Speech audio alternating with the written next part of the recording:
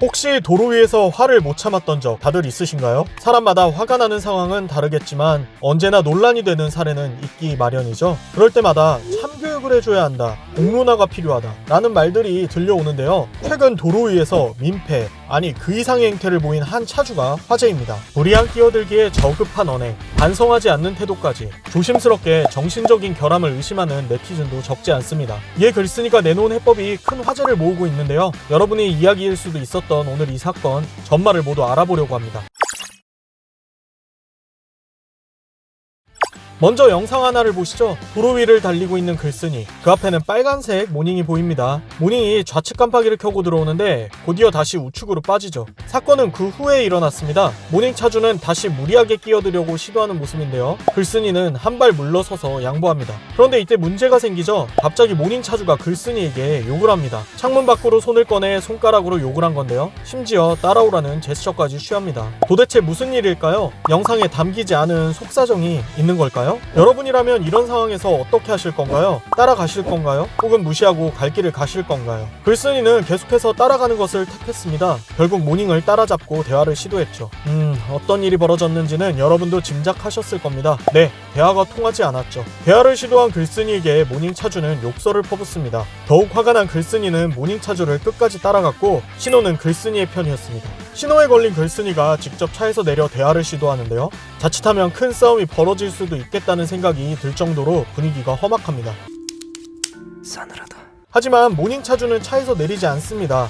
영상을 보시면 창문조차 제대로 내리지 않는 모습인데요. 그러나 욕설은 끊임없이 이어졌죠. 글쓴이는 모닝 차주가 한 대라도 때리면 바로 죽을 것처럼 체구가 작은 남성이라고 당시 상황을 설명했습니다. 따라오라고 말한 건 본인이지만 정말 글쓴이가 따라올 줄은 몰랐던 걸까요? 자, 여기까지가 사건의 초반부입니다. 그런데 더 큰 문제가 남아있습니다. 일단 글쓴이의 게시글을 좀 볼까요? 모닝 차주를 모욕죄로 고소 가능한지 그 여부를 묻고 있습니다. 이미 스마트 국민제보 홈페이지에서 보복운전으로 신고를 해둔 상태라는 것도 밝혔네요. 그런데 한편으로는 걱정이 됩니다. 여러분, 이 사건이 정말 처벌 가능한 사건일까요? 이미 공론화는 진행될 대로 됐죠.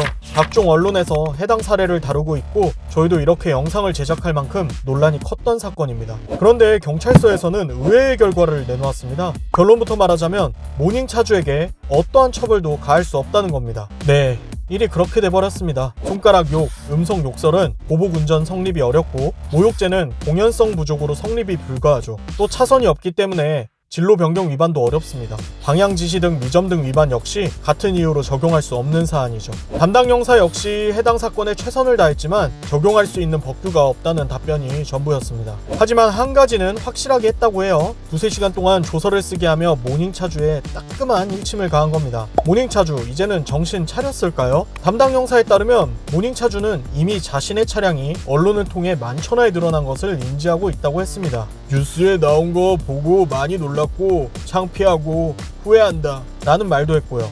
이때 글쓴이가 내린 결론이 정말 의외입니다. 쉽게 내릴 수 없는 결정이었을 텐데요. 글쓴이는 그만 사건을 잊고 마무리 지으려고 했습니다. 2가지 이유가 있었습니다. 먼저 모닝 차주 역시 자신처럼 한 아이의 아빠라는 점을 생각했죠. 직접 가서 망신을 주기보다는 한 아이에게는 세상에서 가장 멋진 아빠일지도 모르는 모닝 차주를 배려하기로 한 겁니다. 한 가지 이유가 더 있습니다. 법적인 처벌보다 뉴스를 본 다수의 지인에게 모닝 차주가 찌질한 양아치로 이미지가 굳어진 것에 만족했다고 하죠. 인간에게 있어서 가장 중요한 것 중 하나가 뭔가요? 타인과의 교감입니다. 그리고 명예죠. 이 부분이 공론화에 있어서 중요한 요소가 되기도 합니다. 실제로 글쓴이는 이것만으로 성공적인 복수라고 생각한다 라고 후기를 올렸습니다. 그런데 여기서 끝난 게 아닙니다. 또 다른 후기가 올라왔는데요. 사건이 마무리된 줄 알았는데 더 큰 이야기가 남아있었던 거죠. 글쓴이가 올린 유튜브 영상에 모닝 차주로 추정되는 사람이 댓글을 단 겁니다. 뭐라고 달았을지 짐작이 가시나요? 자, 2개 아이디로 댓글을 달았는데 말투를 보면 비슷합니다.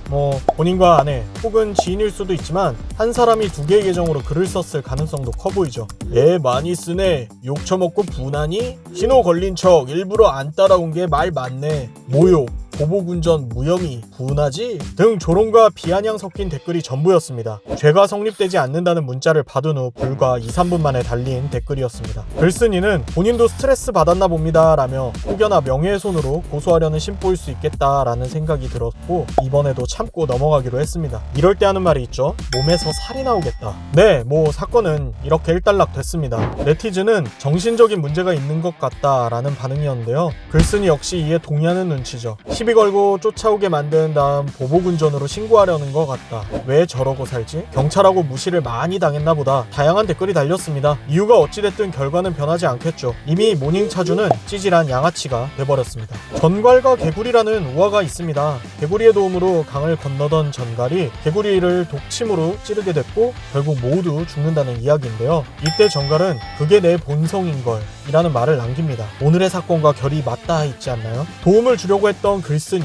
도움을 받고도 이해할 수 없는 무례한 태도를 보인 모닝차주. 결국 글쓴이도 모닝차주도 정신적인 스트레스로 고통받았습니다. 그러는 와중에도 모닝차주는 마치 그것이 나의 본성이라는 듯 반성조차 하지 않는 모습이었죠. 오늘의 이 사건, 여러분의 생각은 어떠신가요? 오토포스 이슈플러스였습니다.